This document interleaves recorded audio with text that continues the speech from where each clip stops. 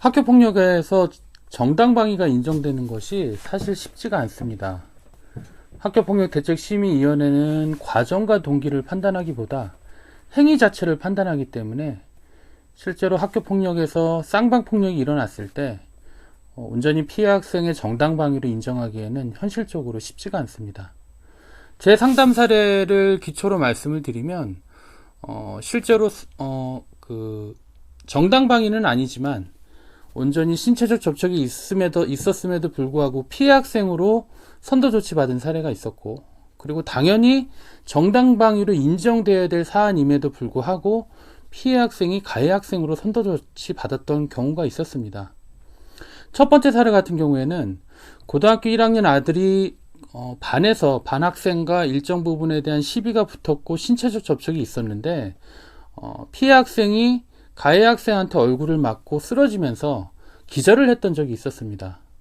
그 사안에 대해서 그 피해 어머니와 상담을 하면서 단순히 그 피해 학생이라고 온전히 보기에는 제가 좀 힘들다라는 판단이 들었고, 그리고 신체적 접촉이 그 전에 있었기 때문에 쌍방폭력으로 선도조치 받을 수 있다라고 제가 조언을 드렸고, 그리고 향후 일어날 경우의 수에 대해서도 제가 조언을 드렸습니다. 그래서 그 어머니에게는 학폭위에 참석했을 때 단순히 정당방위라고 강력하게 주장하기보다는 폭력에 대한 피해 상황이 더 크다라는 것을 바탕으로 주장을 해야 되는 게 낫지 않겠냐라고 제가 조언을 드렸었는데, 다행히도 그 사안 같은 경우에는 피해 학생이 가해 학생에 대한 신체적 접촉이 있었음에도 불구하고 피해 학생이 피해 학생으로만 선도조치 받았던 사례가 있었습니다.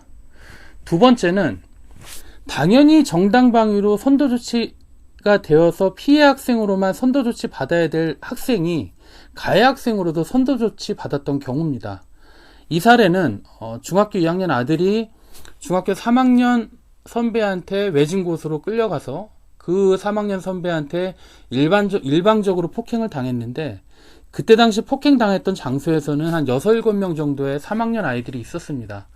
그 아이들이 폭행을 방조하고 그리고 싸움을 부추겼던 아이들이었는데 2학년이었던 피해 학생은 일방적으로 3학년 선배한테 일방적으로 폭행을 당하다가 자신의 몸을 보호하기 위해서 방어하는 차원에서의 신체적 접촉이 일어났는데, 이 사안이 쌍방폭력으로 학폭위에 올라갔고 결국에는 일방적으로 폭행을 당했던 피해 학생은 가해 학생으로도 선도조치 받았습니다.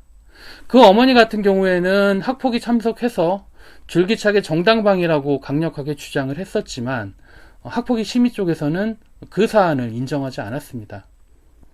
제가 부모님들한테 드리고 싶은 말씀은, 실제로 피해 학생이 일방적으로 폭행을 맞다가도 어쩔 수 없이 자신의 몸을 보호하기 위해서 신체적 접촉이 일어나게 되면 단순히 그것을 정당방위라고 강력하게 주장하기보다는 제가 보기에는 그러한 사항들에 대한 부분들을 학폭위 심의위원들한테 감정이입하는 게 오히려 더 낫지 않을까라는 생각이 듭니다.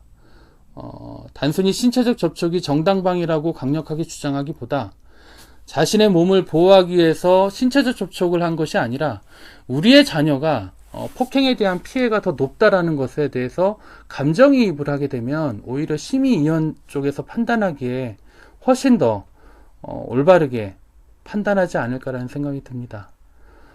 다시 한번 제가 강조해서 말씀드리지만 무조건 정당방위라고 강조하기 전에 폭력에 대한 피해가 더 높다라는 논리로서, 그리고 학폭위 심의위원들을 온전히 감정이입할 수 있게끔 감정적 호소가 학폭위 심의 때 더 필요하지 않을까라는 생각으로 부모님들께 말씀을 드립니다.